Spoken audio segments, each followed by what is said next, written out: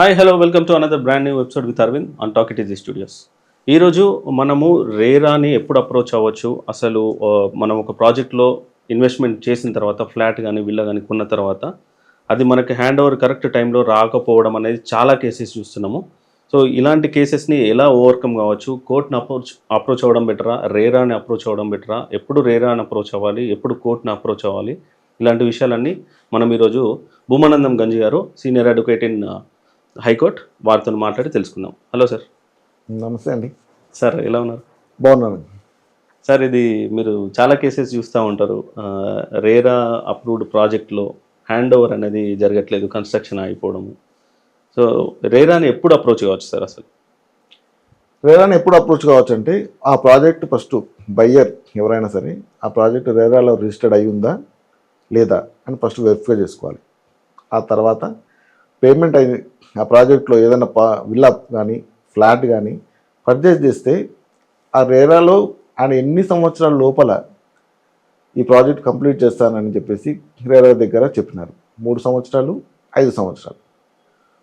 ఏదైతే రేరా దగ్గర కమిట్మెంట్ ఇచ్చిన పరిధి లోపల ఆయన ఆ ప్రాజెక్ట్ కంప్లీట్ చేయకపోతే, ఏదైతే ఆయన ప్రామిస్ చేసిన బ్రోచర్ ద్వారా ప్రామిస్ చేసిన ఏవైతే ఉన్నాయో అవన్నీ కూడా ఫుల్ఫిల్ చేయకపోతే మీరు రేరాకి వెళ్ళాలి. రేరాకి అప్రోచ్ అవ్వాలంటే ప్రధానంగా ఉన్న కండిషన్ ఏంటంటే రేరాలో ఏదైతే స్పెసిఫిక్ టైం ఏదైతే 3 సంవత్సరాలు 5 సంవత్సరాలు టైం పీరియడ్ ఉంటుంది బాండింగ్, అది కంప్లీట్ అయిన తర్వాత కూడా ప్రాజెక్ట్ కంప్లీట్ కాలేదు. ఓకే, ఆ సందర్భంలోనే వెళ్ళాలి. ఇంకొకటి ఏంటి అంటే మీరు ఆ రేరాకి అప్రోచ్ చేయకంటే ముందు కన్జ్యూమర్ కోర్టులో కానీ సివిల్ కోర్టులో కానీ ఎలాంటి దావాలు వేసి ఉండకూడదు. వేరే ఏ కేసు ఉన్నా రేరాని అప్రోచ్ అవ్వదు. మీరు బిల్డర్ మీద వెళ్ళాలి అనుకుంటే బిల్డర్ మీద కన్జ్యూమర్ ఫోర్ కేసు కానీ ఇంకేదైనా సివిల్ దావాదా కానీ మీరు వేసి ఉండద్దు. అప్పుడు మీరు అప్రోచ్ కావచ్చు. Okay sir. ఇదే కాకుండా ఇప్పుడు జనరల్గా రేరా 5 years ఉంటుంది మనకి, కానీ చాలామంది బిల్డర్స్ ఏమంటారంటే మేము 3 yearsలో ప్రాజెక్ట్ హ్యాండ్ ఓవర్ చేస్తామని అంటారు. అలా చెప్పి బయ్యర్ దగ్గర లోన్ పెట్టించి ఫ్లాట్ అమ్మడం అలాంటివి చేస్తూ ఉంటారు. ఎప్పుడైతే బయ్యర్ 3 years తర్వాత వచ్చి అడిగినప్పుడు నేను ఈఎంఐ కట్టుకోవాల్సి వస్తుంది, మీరేమో ఇంకా ప్రాజెక్ట్ హ్యాండ్ ఓవర్ చేయలేదని అడుగుతారు కదా. అలాంటి టైంలో రేరాని అప్రోచ్ అవ్వచ్చా, లేకపోతే బిల్డర్ మీద ఏమైనా సివిల్ కేసులో వెళ్ళాలా, కన్జ్యూమర్ ఫోరంలో వెళ్ళాలా, ఎలా నడుస్తుంది కదా? అంటే రేరా ప్రకారం 5 సంవత్సరాలకు నువ్వు ప్రాజెక్ట్ కంప్లీట్ చేస్తే అక్కడ రిజిస్ట్రేషన్ చేసుకుంటే మీరు ఏదైనా ఇష్యూస్ ఎత్తితే ఏదైనా ఇష్యూస్ వచ్చినప్పుడు మనకు ప్రాజెక్టులో ఆక్యుపేషన్ ఇవ్వకపోతే ఆ 5 years తర్వాతనే మనం రేరా అప్రోచ్ అవ్వాలి. నాకు బిల్డర్ ప్రామిస్ చేసిండు 3 సంవత్సరాల ముందు, 3 సంవత్సరాలకే కంప్లీట్ చేస్తా, 2 సంవత్సరాలకే కంప్లీట్ చేస్తే ఈ ప్రాజెక్ట్ని హ్యాండ్ ఓవర్ చేస్తామని చెప్తే builder to market the project and to entertainment Boost చేయడానికి చెప్పినదే తప్పితే మీరు ఒకసారి 100% చూసుకోవాలి. రేరాలో ఇచ్చిన సమయం ఎంత? 5 సంవత్సరాలు. 5 సంవత్సరాల కంటే ముందు నువ్వు రేరాకి అప్రోచ్ కావలేవు. ఎందుకంటే 5 సంవత్సరాల టైం పడుతూనే అక్కడే డిక్లేర్ చేసినాడు. ఆ సందర్భంలో నువ్వుకున్న ఆప్షన్ కన్జ్యూమర్ ఫోరం కన్నా పోవాలి, సివిల్ సూట్ అని వేసుకోవాలి. ఓకే.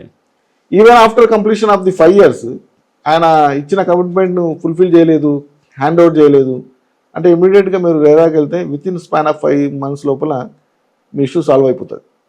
Okay sir. ఇది ఇక్కడ ఇంకొకటి, ఇందాక మీరు రేరాకి అప్రోచ్ కావాలంటే సివిల్ కానీ కన్జ్యూమర్ ఫోరంలో కానీ కేసులు ఉండద్దు అన్నారు. సపోజ్ ఇద్దరు రెసిడెంట్స్ ఉన్నారు, అందులో ఒక రెసిడెంట్ ఏమో కన్జ్యూమర్ ఫోరంకి వెళ్ళిండు, ఒక రెసిడెంట్ ఏమో రేరాకి వెళ్ళిండు. సో ఇలా వెళ్ళొచ్చా, లేకపోతే ఆల్రెడీ కన్జ్యూమర్ ఫోరంలో ఒకరు ఆల్రెడీ వేసిందని చెప్పి రేరా దాన్ని ఏమన్నా ఆపే ఛాన్స్ ఉంటుంది? అట్లే ఉండదు. ఓకే. ఇండివిజువల్ ఇప్పుడు 100 ప్లాట్ ఒక ప్రాజెక్ట్ లో 50-60 ప్లాట్లు ఉండొచ్చు, 100 ప్లాట్లు ఉండొచ్చు. ఇట్స్ పర్సన్ యొక్క ఆయనకున్న సోర్స్ని బట్టి ఆయన కన్జ్యూమర్ ఫోర్ వెళ్ళి ఉండొచ్చు. కానీ నువ్వు ఎవరైతే కన్జ్యూమర్ వెళ్ళిన కేసు ఇస్ డిఫరెంట్. నువ్వు రేరాకి అప్రోచ్ అయింది, your case is different. Okay సరే. ఇది ఇక్కడ ఇంకో ఛాన్స్ కూడా ఉంది కదా. ఇప్పుడు నేను 2 yearsలో నాకు ఫ్లాట్ హ్యాండ్ ఓవర్ చేయలేదు, 3 years నాకు ప్రామిస్ చేసిండు ఇవ్వలేదు అని చెప్పేసి నేను ఫస్ట్ కన్జ్యూమర్ ఫోరంకి వెళ్ళినా, కానీ 5 years అయింది అయినా ఇవ్వలేదు. కన్జ్యూమర్ ఫోరంలో కేసు విత్డ్రా చేసుకుని రేరాకి వెళ్ళొచ్చా? లేదు. ఇక్కడ కేసు విత్డ్రా చేసుకోవడానికి లేదా? కన్జ్యూమర్ ఫోరంలో కేసు విత్డ్రా చేసుకోవచ్చు, నీకు ఆప్షన్ ఉంది. కానీ అంతకంటే ముందు నువ్వు రేపు పొద్దుగాల రేరా ఏమని అడుగుతుందంటే have you filed any case before the consumer forum or any civil కోసం అడుగుతుంది. ఫస్ట్ అడిగే క్వశ్చన్ నేను అదే అడుగుతుంది. మన అఫిడవిట్ ఇవ్వాల్సి వస్తుంది. నేను ఇప్పటి వరకు కన్జ్యూమర్ ఫోరం కానీ సివిల్ దావా కానీ వెళ్ళలేదు. విత్డ్రా చేసుకుంటే కేసు లేనట్టే. విత్డ్రా చేసినందుకు లేనట్టే కానీ నువ్వు కన్జ్యూమర్ ఫోన్ అప్రోచ్ అయినావు కదా, ఓకే, దాని కొరకు స్పెషల్ పర్మిషన్ అడగాల్సి వస్తుంది. దానికి రెరా అథారిటీ నువ్వు చెప్పిన ఆన్సర్ నీకు సాటిస్ఫై అయితే కేసుని తీసుకుంటుంది. ఓకే, అట్లా జనరల్గా ఏం చేస్తున్నాడంటే ఒక ప్రాజెక్టు 5 yearsతో కంప్లీట్ చేస్తా అని చెప్పేసి ఒక బిల్డర్ ప్రామిస్ చేసిన తర్వాత ఆ 5 years లోపల ఆ ప్రాజెక్ట్ కంప్లీట్ కాదు. కొన్ని సందర్భాలలో ఏమవుతుంది అంటే ప్రీ లాంచింగ్ ఆఫర్స్ అని పెడతారు. పూర్తిగా ఇల్లీగల్ అది ప్రీ లాంచింగ్ ఆఫర్స్ అవన్నీ కూడా. అప్పటికి ఏ పర్మిషన్ ఉండదు, జస్ట్ ల్యాండ్ రిజిస్టర్ ఉండొచ్చు, ల్యాండ్ రిజిస్టర్ అయ్యి కూడా ఉండకపోవచ్చు. రెరా దగ్గర కూడా రిజిస్ట్రేషన్ అయి ఉండదు. మా దగ్గర రెరా రిజిస్ట్రేషన్ ఉంది అది ఇది అని చెప్పేసి ఏమన్నా అట్లా ఏమన్నా డాక్యుమెంట్లలో బ్రోచర్లలో ఇవన్నీ చూపించి వెళ్తే అప్పుడు రెరాకు బిల్డర్ మీద కంప్లైంట్ చేయొచ్చు. ఓకే, కంప్లైంట్ చేసి అక్కడ నుంచి మనం కాంపన్సేషన్. అసలు రేరాల వాళ్ళు ఫైల్ అయ్యలేదు కదా, మరి వాళ్ళు అప్లికేషన్ బిల్డర్ యొక్క లైసెన్స్ వాడు రిజిస్టర్డ్ అయి ఉంటాడు, రేరాలో రిజిస్టర్డ్ అయి ఉంటాడు, ప్రాజెక్ట్ రిజిస్టర్డ్ అయి ఉండకపోవచ్చు. ఓకే ఓకే, బిల్డర్ మీద కంప్లైంట్ ఇవ్వచ్చు. ఓకే, ఇంకొన్ని సందర్భాలు ఏమవుతుంది అంటే మనం లోన్ తీసుకుంటాం, మా ప్రాజెక్టు ఇన్ బిట్వీన్ అంటే ప్రాజెక్ట్ స్టార్ట్ అవుతుంది, మనం 2.5 సంవత్సరాల తర్వాత ఆయన 5 సంవత్సరాల లోపల కంప్లీట్ చేస్తాం. కానీ మనం end of the day 4th yearలోనూ ఎప్పుడో తీసుకుంటాం, మనకు విత్ ఇన్ 1 year కంప్లీట్ చేసి ఇస్తా అని చెప్తాడు. కంప్లీట్ చేసి ఇస్తా అని చెప్తే కంప్లీట్ చేయడు. ఆఫ్టర్ 5 years కూడా అయిపోతుంది, కంప్లీట్ చేయడు. కంప్లీట్ చేయకుండా రేరాలో రిజిస్ట్రేషన్ టైం కూడా అయిపోతుంది, మనం ఓన్లీ బయట వైట్ వాష్ అవన్నీ వేసి చేసి పెడతాడు. మనకి ఎక్కడో 7th floorలోనో ఎక్కడనో ఇస్తాడు, నాకు కావాలి, నాకు ఆల్రెడీ నేను ఈఎంఐ స్టార్ట్ అయిపోయింది, నేను నాకు ఆక్యుపేషన్ సర్టిఫికేట్ ఇవ్వాలి అది అంటే రండి మీరు అందులో వచ్చి ఉండండి, నేను స్లోగా కంప్లీట్ చేస్తాను, టైం పడుతుంది, ఇంకా లిఫ్ట్ ఉంది, ఆ పనులు పెండింగ్ ఉన్నాయి, ఈ పనులు పెండింగ్ ఉన్నాయి, వెయిట్ చేయండి అని అనుకో. ఆ సందర్భంలో మనం రేరాకి అప్రోచ్ అయ్యి డ్యామేజెస్ క్లెయిమ్ చేయొచ్చు. కానీ అప్పటికి రేరా టైం అయిపోయి ఉంటే కంప్లైంట్ అయిపోయి ఉంటాయి. ఈవెన్ కంప్లీషన్ అయిపోయిన తర్వాత ఇంకా మిగిలిపోయిన పెండింగ్ వర్క్స్ అన్నీ ఉంటే చేయొచ్చు. జనరల్గా ఈ రేరాలో ఏం చేస్తారంటే ఆ ప్రాజెక్టు మీద రిజిస్ట్రేషన్ చేసినప్పుడు రేరా చెప్పిన గైడ్లైన్స్ ప్రకారం ఒక ఎస్క్రూ అకౌంట్ అని తీయాల్సి ఉంటుంది. ఎస్క్రూ అకౌంట్ తీయాల్సి ఉంటుంది. ఈ అమౌంట్స్ ఏవైతే మన పర్చేజ్ దగ్గర చేసిన అమౌంట్ ఏదైతే ఉంటుందో అది ఆ ఎస్క్రూ అకౌంట్ లోనే డిపాజిట్ చేయాలి. ఓకే, డిపాజిట్ చేసి అందులో నుంచి నువ్వు 70% అమౌంట్ మాత్రమే వాడుకోవాలి. 100% వాడుకోనికి లేదు. ఇన్ కేసు ఏదన్నా కారణం చేత నీ ప్రాజెక్ట్ టైం అయిపోయిన తర్వాత నువ్వు చేయలేదు అనుకో, ఆ 30% అమౌంట్ ఏదైతే మిగిలి ఉంటుందో అది అసోసియేషన్ కి హ్యాండ్ ఓవర్ చేయాలి. పెండింగ్ వర్క్స్ ఉన్నందుకు ఆ 30% అమౌంట్ అసోసియేషన్ తీసుకొని association has to be completed. ఏదైనా రిమైనింగ్ ఆ వర్క్స్ ఈ వర్క్స్ ఉంటే వాళ్ళు కంప్లీట్ చేస్తారు. ఓకే, ఆ ఫెసిలిటీ ఉంది రేరాల. సార్ అది ఇదే కాకుండా ఇప్పుడు రేరాకి జనరల్గా మనము బిల్డర్ ఎవరైతే ఉంటారో ప్రాజెక్ట్కి సంబంధించిన A to Z details plan అన్నీ ఇచ్చేసి పర్మిషన్స్ తీసుకుంటారు కదా, ఆ ప్లాన్లో వేరే చేంజెస్ ఏమన్నా చేయడానికి ఉంటుందా బిల్డర్కి? అంటే అప్రూవల్డ్ ప్లాన్ని చేంజ్ చేయడానికి ఉండదు. నువ్వు అప్రూవల్డ్ ప్లాన్ని చేంజ్ చేసిన తర్వాత కట్టినావని అంటే దాని మీద కూడా డీవియేషన్స్ ఉన్నాయి. ఒక అప్రూవల్డ్ ప్లాన్ ఒకటి, డీవియేటెడ్ ప్లాన్ ఒకటి చేసి అని చెప్పేసి దాన్ని కూడా కంప్లైంట్ ఇచ్చి డ్యామేజెస్ క్లెయిమ్ చేయొచ్చు. సార్ ఇప్పుడు జనరల్గా అమ్యూనిటీస్ అని మనకి ప్రొవైడ్ చేస్తూ ఉంటారు గేటెడ్ కమ్యూనిటీస్లో. సో క్లబ్ హౌస్లో కావాల్సిన అమ్యూనిటీస్ అంటే మనం ప్రామిస్ చేసిన అమ్యూనిటీస్ కన్నా తక్కువ ఇస్తే దాని మీద టర్మ్స్ అండ్ కండిషన్స్ అని రాసి ఉంటుంది. సో ఈ టర్మ్స్ అండ్ కండిషన్స్లో ఏది పాసిబుల్ అయితే అది ఇస్తాము ఇవ్వము అని రాసి ఉంటుంది. ఆ ఒక్క పాయింట్ని బేస్ చేసుకొని బిల్డర్ అవి కట్టకుండా వెళ్ళిపోతే రేరాని అప్రోచ్ అవ్వచ్చు. ఓకే, అవ్వచ్చు. అంటే పాసిబిలిటీస్ ఇప్పుడు అక్కడ అథారిటీ ఏం చూస్తుంది, నువ్వు ఇస్తున్న పాసిబిలిటీస్ ఏమున్నాయి, ఏమి ఇవ్వలేకపోయినావు అవి డిసైడ్ చేయమని చెప్తుంది. నువ్వు ఇస్తున్నది ఏంటి, నీకున్న టర్మ్స్ అండ్ కండిషన్స్ కి ఏదైనా ఒక టర్మ్ ఉంటుంది కదా. ఇప్పుడు అది అథారిటీస్ ఏం చేస్తాయంటే క్రాస్ వెరిఫికేషన్ చేస్తాయి. వాళ్ళ దగ్గర 100 కేసులు వస్తాయి. బిల్డర్లు ఎంత స్మార్ట్ ఉంటారో వాళ్ళు అంతకంటే స్మార్ట్ ఉంటారు. ఎందుకంటే 100 మంది 1000 మంది బిల్డర్ వాళ్ళ దగ్గర నుంచి పాస్ ఆన్ అయిపోయి ఉంటారు, ఎన్నో ముచ్చలు చెప్పి ఉంటారు రేరాకి.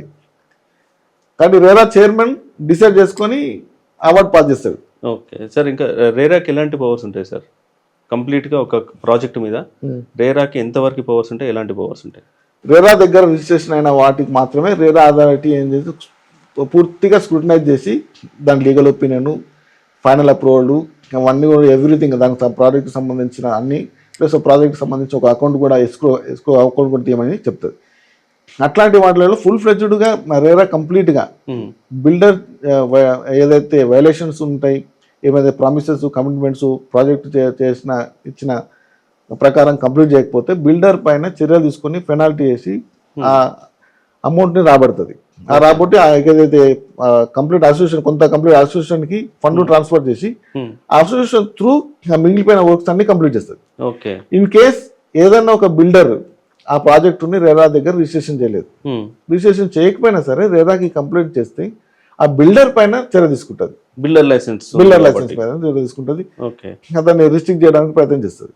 ఓకే సార్, ఇది ఇంకొకటి కార్పస్ ఫండ్ అనేది ఒక పెద్ద టాపిక్. ఇప్పుడు చాలా మంది కార్పస్ ఫండ్ కడతా ఉంటారు బిల్డర్కి, తర్వాత బిల్డర్ నేను కార్పస్ ఇవ్వను, లేకపోతే లేట్గా ఇవ్వడము, ఇంట్రెస్ట్ ఇవ్వకుండా ఇవ్వడము, ఇలాంటివి జరుగుతూ ఉంటే చూస్తూ ఉంటాం మనం. సో దాని మీద ఎలాంటి యాక్షన్ తీసుకుంటారు సార్ రేరా? అంటే దాని మీద అసలు రేరాని అప్రోచ్ కావచ్చా? అవ్వచ్చు. ఓకే, రేరాని దాని మీద కార్పస్ ఫండ్ మీద రేరాని అప్రోచ్ కావచ్చు. ప్రాజెక్ట్ కంప్లీట్ అయిన తర్వాత విత్ ఇన్ 5 years లోపల రేరాని అప్రోచ్ అవ్వచ్చు. ఆఫ్టర్ ద 5 years కూడా బిల్డర్ ద రెస్పాన్సిబిలిటీ. దేనికి బిల్డర్ ది రెస్పాన్సిబిలిటీ అంటే structural damages. Okay, for example అంటే సింపుల్గా మనకు అర్థమయ్యే రీతిలో ఏంటి అంటే, ఏదైనా ఫోన్ ఉంది, ఫోనుకి ఫిజికల్ డ్యామేజ్ ఏం లేకపోతే నేను పీస్ టు పీస్ రీప్లేస్ చేస్తాను సార్ అంటారు. ఇక్కడ బిల్డర్ కూడా మన ఒక మ్యాన్ ఇంటర్వెన్షన్ లేకుండా ఏదన్నా పెట్టిన స్ట్రక్చరల్ డ్యామేజ్ అంటే ఒక విండో పెట్టిండు, ఆ విండో చెదలు బట్టి ఖరాబ్ అయిపోయింది, క్రాక్స్ వచ్చిన ఎయిర్ కార్డ్కి పూర్తిగా షేప్ అవుట్ అయిపోయింది, అట్లాంటి డ్యామేజెస్. ఒక దర్వాజా పెట్టిండు, ఒక మెయిన్ డోర్ మొత్తం మనం వెళ్ళి ఆక్యుపెంట్ రాగానే ఒక 6 months లోపల మొత్తం షేప్ అవుట్ అయిపోయి షేడ్ అయిపోయి ఎయిర్ కార్డ్కి పెచ్చులు వస్తుంది. అట్లాంటి డ్యామేజెస్. వాల్స్ క్రాక్స్ వచ్చేసినాయి టోటల్గా, అడ్డంగా నిలువుగా, ఆ క్రాక్స్ ని ఫిల్ చేయడానికి.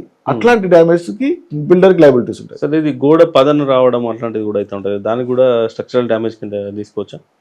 అంటే అది వాటర్ ప్రూఫింగ్ చేయించాల్సి వస్తుంది బిల్డరే, అది కూడా తీసుకోవచ్చు. ఓకే, సో అంటే మామూలుగా ఏంటంటే ఇప్పుడు నేను పోయి ఏదైనా ఖరాబ్ చేసుకొని నేను ఉండి పగలగొట్టుకోవడము ఖరాబ్ చేసుకోవడము చేసుకుంటే బిల్డర్కి సంబంధం లేదు, కానీ మనం రేరాని అప్రోచ్ కాలేము. కానీ ఒకవేళ బిల్డర్ కట్టిందే అది బై డిఫాల్ట్గా ఖరాబ్ అవ్వడం అట్లాంటివి అయితే మనం అప్రోచ్ కావచ్చు.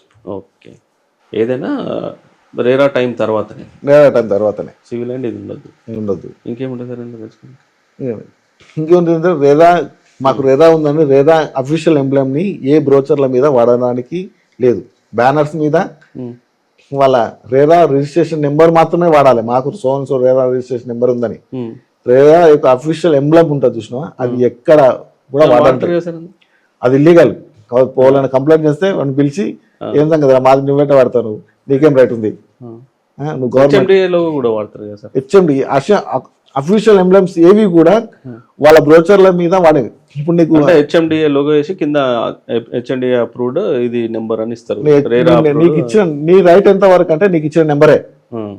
ఓకే, నీకు ఇచ్చే ఏదైతే నెంబర్ ఇస్తారో ఆ నెంబరే నీ రైట్. ప్రతి ఒక్కరు సొసైటీ వాళ్ళు చెక్ చేసుకోవాలి కూడా, అంతే. లేదు నాకు హెచ్ఎండిఏ ఉంటే హెచ్ఎండిఏ సింబల్, రేరా ఉంటే రేరా సింబల్, ఇంకో అథారిటీ ఉంటే అథారిటీ సింబల్. అధికార ఎంబ్లెన్స్ ఏది వాడినా అది ఎంబ్లెమ్స్ యాక్ట్ ఉంటుంది సపరేట్ గా, దానికి వాడడానికి లేదు. దాని మీద పెనాల్టీస్ అథారిటీస్ పిలిపించి నువ్వు మాది ఎట్లా వాడతావు, వాళ్ళ గివెన్ రైట్. నీకు ఇచ్చిన అవకాశం రైట్ ఏంది అంటే, నువ్వు మా దగ్గరకు వచ్చినావు, నువ్వు వెరిఫై చేసినాం, నీకు given certain number, it is true and correct అని, ఆ నెంబర్ మాత్రమే నువ్వు వేసుకోవాలి. పేరు చెప్పుకోవచ్చు, HMDA permitted number, RERA approved number. అది నెంబర్ కూడా ఎందుకు మ్యాండేటరీ నువ్వు డిస్ప్లే చేయమని అంటారంటే, ప్రతి పర్చేజరు చెక్ చేసుకోవడానికి వెసులుబాటుగా ఉండాలి, వెదర్ ఇట్ వాజ్ రిజిస్టర్డా లేదా అని. పర్మిషన్ ఉందని చెప్పగానే సరిపోదు కదా, ఆ నెంబర్ని వాళ్ళు వ్యక్తిగతంగా వెరిఫై చేసుకోవడానికి అవకాశం ఉంటుందని చెప్పేసి నెంబర్ని డిస్ప్లే చేయమని చెప్తే అడుగుతారు. ఓకే సార్, ఇది బిల్డర్ ఓన్లీ రిజిస్ట్రేషనే కాకుండా ల్యాండ్ లింక్ డాక్యుమెంట్సే కాకుండా ఇంకేం షేర్ చేయాల్సి ఉంటుంది కొన్న రెసిడెంట్స్కి? ఏం అంటే ఎనీ పర్చేజర్ వెళ్ళినప్పుడు first land history, link documents, RERA approved అయిందా లేదా, ప్లస్ హెచ్ఎండి నుంచి పర్మిషన్ వచ్చిందా, ప్లాన్ మ్యాప్, అకార్డింగ్ ఇవన్నీ మ్యాండేటరీ. ఇవే మనం పర్చేజర్ తీసుకోవాల్సిన జాగ్రత్తలు at the time of purchasing any plot, villas లో కానీ ఫ్లాట్ లో కానీ ఓపెన్ ప్లాట్ కానీ. ఇవి మాత్రం 100% వెరిఫై చేసుకోవాలి. ఓకే. బెస్ట్ ఒపీనియన్ ఏంటి అంటే మీరు ఒకసారి ఒక లీగల్ ఎవరైనా తెలిసిన అడ్వకేట్ని కన్సల్ట్ అయితే అకార్డింగ్ టు ది రేరా ప్రకారం ప్రాపర్గా ప్లాన్ పర్మిషన్ తీసుకున్నారా, హెచ్ఎండే పర్మిషన్ కరెక్ట్గా ఉందా, ఆ ప్లాన్ అవన్నీ కరెక్ట్గా ఉన్నాయా, డీవియేషన్స్ ఏమైనా ఉన్నాయా, సెట్ బ్యాక్స్ ఏమైనా కరెక్ట్గా ఉన్నాయా, దాంట్లో అన్ని ఎవ్రీథింగ్ మెషిన్ అవన్నీ వాళ్ళు అయితే చూడగలుగుతారు, అవగాహన చేసుకోగలుగుతారు, చేసుకొని ప్రాపర్గా ఉంది అని చెప్పి ఒక ఒపీనియన్ ఇవ్వగలుగుతారు. ఓకే. మినిమం ఒక ఒపీనియన్ తీసుకోకుంటే ఫ్యూచర్ లో వచ్చే చిన్న చిన్న కాంప్లికేషన్స్ అవాయిడ్ చేయడానికి అవకాశం ఉంటుంది. ఎక్కడన్నా మీకు లీగల్ హిస్టరీలో కూడా ఎక్కడన్నా లాక్నాస్ ఉన్నా కానీ అడ్వకేట్ మాత్రమే ఐడెంటిఫై చేయగలుగుతాడు. జనరల్ గా లాక్నాస్ ఉంటే ఓవర్లాపింగ్ చేసి పర్మిషన్ తెచ్చుకుంటారు. అది లాక్నా కవర్ ఇది లాక్నాన్ని ఓవర్లాప్ చేసిరు, దీన్ని కవర్ చేసిరు అని చెప్పి అడ్వకేట్ చెప్పగలుగుతారు. అప్పుడు దాని మీద బిల్డర్ ని అక్కడ ఉన్న లోకల్ ఎంక్వైరీ చేయగలిగితే ఏం ఇష్యూస్ లేవు అని అనుకున్నప్పుడు ఫర్దర్ గా మూవ్ అవచ్చు. ఓకే సార్, ఇప్పుడు చాలా మంది రేరా అప్రూవ్డ్ ప్రాజెక్టులో ఇన్వెస్ట్ చేసిన తర్వాత ఆల్మోస్ట్ ఆల్ ఆక్యుపై అయ్యే టైంకి ఏదో ఒక లిటికేషన్, ల్యాండ్ లిటికేషన్ అనో, ఈ ల్యాండ్ మాదల్లో ఆక్యుపై చేసిందనో, ఈ ల్యాండ్లో నాకు రైట్ ఉందనో, అట్లాంటి లిటికేషన్స్ చేస్తున్నారు. కానీ బిల్డర్ అప్పటికే చాలా వరకు ఫ్లాట్లు అమ్మేసిండ్రు, చాలా మంది వచ్చి ఉంటున్నారు కూడా అందులో. సో అలాంటి దాన్ని రేరా ముందు ఏమన్నా కేసెస్ ఉన్నాయా, ల్యాండ్ కరెక్ట్ ఉందా లేదా అనేది చెక్ చేయకుండానే అప్రూవల్ ఇస్తుంది సార్. అది చెక్ చేసుకోవాల్సిన బాధ్యత రేరాదా, హెచ్ఎండిఏదా, లేకపోతే బిల్డర్దా, లేకపోతే కొనుక్కునేవాడిదా, ఎవరిది? ఇక్కడ అంటే బాధ్యత ఎవరు అంటే ఇది షిఫ్టింగ్ అవుతా ఉంటుంది. ఫర్ ఎగ్జాంపుల్ డీటెయిల్గా చెప్పాలి అంటే ఫస్ట్ ఏదైనా ఒక ప్రాజెక్ట్ చేయడానికి ఒక బిల్డర్ ఏం చేస్తే ఒక సర్టన్ ఏరియా చూసుకుంటాడు. ఏరియా చూసుకొని దానికి సంబంధించిన అన్ని లింక్ డాక్యుమెంట్స్ తీసుకున్న తర్వాత వెరిఫై చేసిన తర్వాత పర్చేజ్ చేసి డెవలప్మెంట్ కన్నా పోతాడు, పర్చేజ్ అన్న చేస్తాడు. డెవలప్మెంట్ పోతే డెవలప్మెంట్ అగ్రిమెంట్ చేసుకుంటాడు, పర్చేజ్ పోతే సేల్ డీడ్ చేసుకుంటాడు. ఇది చేసుకున్న తర్వాత హెచ్ఎండిఏకి పర్మిషన్ పోతాడు, ప్లాన్ పర్మిషన్ పోతాడు. పర్మిషన్ పోయినప్పుడు అక్కడ concern authority has to be verify వీడు ఇచ్చిన డాక్యుమెంట్స్ అన్నీ ప్రాపర్గా ఉన్నాయా లేవా, ఏమన్నా డివియేషన్ ఉందా, అగ్రికల్చర్ ల్యాండ్ ఏమన్నా నాలాస్ ఉన్నాయా, కుంటలు ఉన్నాయా, చెరువులు ఉన్నాయా, ఎక్కడికన్నా ఓవర్లాపింగ్ అవుతుందా. కన్సర్న్ టీపీ వచ్చి ఫిజికల్ ఎంక్వైరీ చేసి రోడ్డు బట్టి టేపు బట్టి కొలిచి చూడాలి. కొలిచి చూసిన తర్వాతనే నువ్వు పర్మిషన్ ఇవ్వాలి. ఒకసారి వచ్చి నువ్వు పర్మిషన్ ఇచ్చినామంటే it means all the publics are under impression that ఏమైనా ఇంప్రెషన్ ఉంటుంది, ఇట్స్ వెళ్ళి పూర్తిగా లీగలు, హెచ్ఎండిఏ పర్మిషన్ ఇచ్చింది కాబట్టి వాళ్ళు వచ్చి వెరిఫై చేసుకొని చూసుకొని తర్వాతనే పర్మిషన్ ఇస్తారని. హెచ్ఎండిఏ కానీ జిహెచ్ఎంసీ కానీ పర్మిషన్ ఇచ్చే కంటే ముందే ఈచ్ అండ్ ఎవ్రీ యాంగిల్ని వెరిఫై చేసి తర్వాతనే పర్మిషన్స్ ఇస్తారు. పర్మిషన్ కొన్ని సందర్భాల్లో అటు ఇటు జరుగుతాయి అంటే అది జిహెచ్ఎంసీ ఇప్పుడు ఏదైతే ల్యాండ్ చూపించినారో ఆ ల్యాండ్ వరకే పర్మిషన్ లీగల్ డాక్యుమెంట్ వరకే చూడగలుగుతుంది తప్పితే పక్క ల్యాండ్స్ కలవదు జిహెచ్ఎంసీ. ఓకే. హెచ్ఎండిఏ ఇచ్చిన ఇప్పుడు ఏదైతే ప్లాన్ ప్రకారము డాక్యుమెంట్ ప్రకారము ఉన్న ల్యాండ్స్ అక్కడ పక్కన ఏమైనా చెరువు ఉందా, కుంట ఉందా, నాలా ఉందా, ఏమైనా డివియేషన్స్ ఉన్నాయా అని చూసి మెజర్మెంట్ రోడ్డును కూడా రోడ్ టు స్టార్టింగ్ పాయింట్ కూడా మెజర్మెంట్ చేసుకొని వెళ్ళిపోతాయి. అంటే జనరల్గా మనకి ఎవరు కనిపించదు, వస్తారా చూస్తారని 100% వస్తారు. సరే సార్, అది అక్కడ ఎంత జరిగినా కూడా మనకి ల్యాండ్ లిటికేషన్స్ అనేది కేసులు అనేవి మళ్ళీ వస్తూ ఉంటాయి. అది ఎట్లా పాసిబుల్ అవుతుంది సార్? అది ఎట్లా పాసిబిలిటీ అవుతుంది అంటే అది ఒక్కటే కాదు సార్. ఇప్పుడు రేరా అప్రూవ్డ్ ప్రాజెక్ట్కి, హెచ్ఎండిఏ అప్రూవ్డ్ ప్రాజెక్ట్కి హైడ్రా వచ్చేసి డైరెక్ట్ కూలగొడతామని చెప్పేసి అక్కడికి వస్తే అందులో ఇన్వెస్ట్ చేసిన వాడి పరిస్థితి ఏంటి సార్? ఇప్పుడు హైడ్రా వచ్చి ఇన్వెస్ట్మెంట్ చేసామంటే ఇక్కడ ఇది ఖచ్చితంగా వీటిని నమ్మచ్చు అని చెప్తారు కదా, నమ్మి కొంటారు కదా. రేరా అప్రూవ్డ్ అంటే మనకేంది అన్ని చెక్ చేసిన తర్వాతనే అప్రూవల్ ఇస్తారు వాళ్ళు, అందుకే మనం లీగల్ ఇది కొనుక్కోవచ్చు అని చెప్పేసి ముందుకెళ్తారు. అప్పుడు హైడ్రా వచ్చేస్తుంది మళ్ళీ అదే గవర్నమెంట్, ఇది గవర్నమెంటే అది గవర్నమెంటే. అయితే ఇక్కడ రెండు అంటే ఒక వ్యవస్థకి మధ్యాహ్న కోఆర్డినేషన్ లేకపోవడం. సింపుల్గా చెప్తాను నేను, ఇప్పుడు దిల్సుఖ్నగర్ టు ఇప్పుడు ఏ సందర్భంలో చెప్తున్నానంటే 2000 సంవత్సరం కంటే ముందు దిల్సుఖ్నగర్ ఎల్బీనగర్ రోడ్ ఉంది, మనకు అందరికీ తెలుసు. దిల్సుఖ్నగర్ నుంచి ఎల్బీనగర్కు హైవే 65 అప్పుడు 9 ఉండే రోడ్ అని. ఆ ల్యాండ్ని సరూనార్ వాళ్ళు అగ్రికల్చర్ ల్యాండ్ రికార్డులోనే ఉంది. అది అంటే అగ్రికల్చర్ డిపార్ట్మెంట్కి రోడ్స్ అండ్ ట్రాన్స్పోర్ట్ డిపార్ట్మెంట్కి మధ్యలో కోఆర్డినేషన్ లేకపోవడం వల్ల అక్కడ రోడ్ అని అందరి రాష్ట్రాన్ని మొత్తం రాష్ట్ర ప్రభుత్వమే రోడ్ వేస్తుంది, రాష్ట్ర ప్రభుత్వం అమౌంట్ శాంక్షన్ చేస్తుంది, అన్నీ చేస్తుంది. కానీ అగ్రికల్చర్ డిపార్ట్మెంటు రోడ్ అది అగ్రికల్చర్ ల్యాండ్గా చూపించుకుంటుంది. అదేంటంటే సంస్థల మధ్య కోఆర్డినేషన్ లేకపోవడం. ఇక్కడ ఏమవుతుంది అంటే హెచ్ఎండిఏ పర్మిషన్ ఇస్తుంది, రేరా కూడా అప్రూవ్ చేస్తుంది. హెచ్ఎండిఏ పర్మిషన్ దేని ప్రకారం ఇస్తుంది అంటే అంతకన్నా హెచ్ఎండిఏ పర్మిషన్ ఇచ్చే కంటే ముందు అక్కడ లోకల్ గ్రామ పంచాయతీ ఉంటే గ్రామ పంచాయతీ, మున్సిపాలిటీ ఉంటే మున్సిపాలిటీకి, ఏదన్నా నా లోకల్ టీపీఓకి సర్కులర్ ఇప్పుడు పెద్ద ఆయనకు సర్కులర్ పాస్ చేస్తుంది. అది ఏమన్నా ఉంటే వెరిఫై చేసి చెప్పమని. వాళ్ళు వెరిఫై చేసి కుంట నాలని ఏం లేకపోతే ఏం లేదు ఎవ్రీథింగ్ ప్రాపర్ అని ఇస్తుంది. అయితే అగ్రికల్చర్ ఈ చెరువులకు కుంటలకు చూడాల్సిన ఎవరు చూడాలి అంటే అగ్రికల్చర్ డిపార్ట్మెంట్ చూడాలి. అగ్రికల్చర్ డిపార్ట్మెంట్ హెచ్ఎండిఓలు పోయి సంప్రదించారు, రేరా వాళ్ళు కూడా సంప్రదించారు వాళ్ళు, ఎందుకంటే వాళ్ళ పరిధిలోకి వచ్చే అంశాలు కావి. అవును. కానీ వీటన్నిటిని కోఆర్డినేషన్ చేసుకోవాల్సిన వ్యవస్థ ఒకటి. ఇప్పుడు హైడ్రా ఏదైతే చెప్తుందో ఇప్పుడు అగ్రికల్చర్ ల్యాండ్ లేదు, ఇక్కడ కుంట ఉండే చెరువు ఉండే అని నువ్వు ప్రాపర్గా ఇచ్చింది ఎవరు? పర్మిషన్ హెచ్ఎండిఏని. హెచ్ఎండి పర్మిషన్ ఇచ్చి అయిపోయిన తర్వాత నువ్వు దాన్ని కొలగొట్టడానికి లేదు. నువ్వు కొలగొట్టాలి ఇంకా ఆపుగా చేసుకోవాలనుకున్నా నువ్వు ప్రాపర్గా నీకు బాబు నువ్వు హెచ్ఎండిఏ వాళ్ళు బిల్డర్స్ వాళ్ళంతా డాక్యుమెంట్స్ అన్ని మ్యానిపులేషన్ చేసినారు, సో విషయం ఉన్నది అని చెప్పేసి నోటీస్ ఇవ్వాలి. నోటీస్ ఇచ్చిన తర్వాత వాని యొక్క ఆన్సర్ వినాలి. ఆన్సర్ విన్న తర్వాత నీకు మీద తదుపరి చర్యలు తీసుకుంటామని వానికి ఒక ఆర్డర్ పాస్ చేయాలి. హైడ్రా పాస్ చేసిన తర్వాత చర్య తీసుకోవాలి. ఈలోపు ఆయనకు ఆప్షన్ ఉంటుంది. హైడ్రా నోటీస్ ఇచ్చి నేను ఆన్సర్ కూడా చేసిన ఆయన సరే హైడ్రా ఇట్లా నా మీద కొలగొట్టడానికి ప్రయత్నం చేస్తున్నాను, హైకోర్టుకు వెళ్ళి అప్రోచ్ అయ్యి స్టే తీసుకోవచ్చు. ఏమవుతుందంటే వాళ్ళకున్న గవర్నమెంట్ ఫుల్ ఫ్లెడ్జ్డ్ అధికారాలు ఇచ్చింది కాబట్టి ఆ అధికారాలని వాళ్ళు వాడగలుగుతున్నారు అంతే. ఓకే.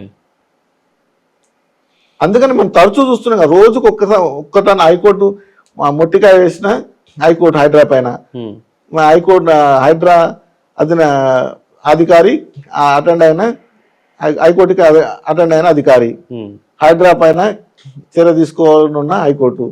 ఇవన్నీ ఎందుకు వస్తాయంటే ప్రాపర్గా ఏదైతే చట్టంలో చెప్పిన విధంగా ఆ అన్ని ఫార్మాలిటీస్ కంప్లీట్ చేసిన తర్వాతనే ముందుకెళ్ళాలి. అంత టైం తీసుకుంటానికి హైడ్రాకు ఎందుకు సమయం లేదో ఇంకా వేరే వేరే అంశాలు ఉన్నాయో మనకు అది తెలియదు. చట్టం చెప్తున్న దాని ప్రకారం పోతే హైడ్రా పని హైడ్రా చేసుకోవచ్చు. చట్టం పరిధి దాటి పోతే కోర్ట్స్ ఉన్నాయి.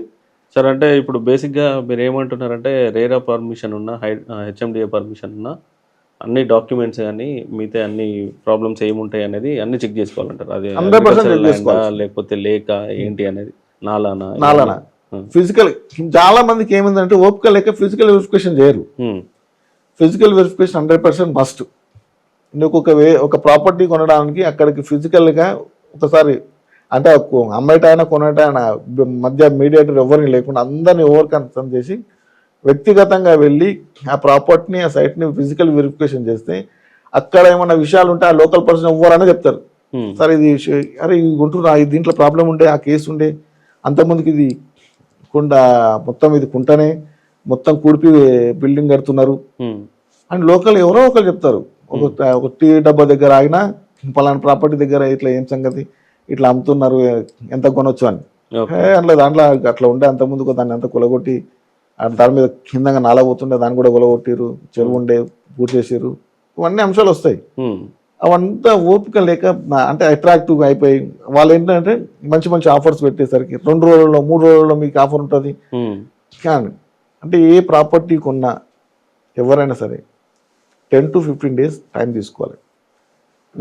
తొందర ఉన్న ఆయనకు బిల్డర్కి తొందర ఉందో లేకపోతే ఇంకో ఆయనకు తొందర ఉంటే ఉండనియండి. ఎందుకంటే రేపు పొద్దుగాల లాస్ అయ్యేది లక్షలలో మీరే. అంతే.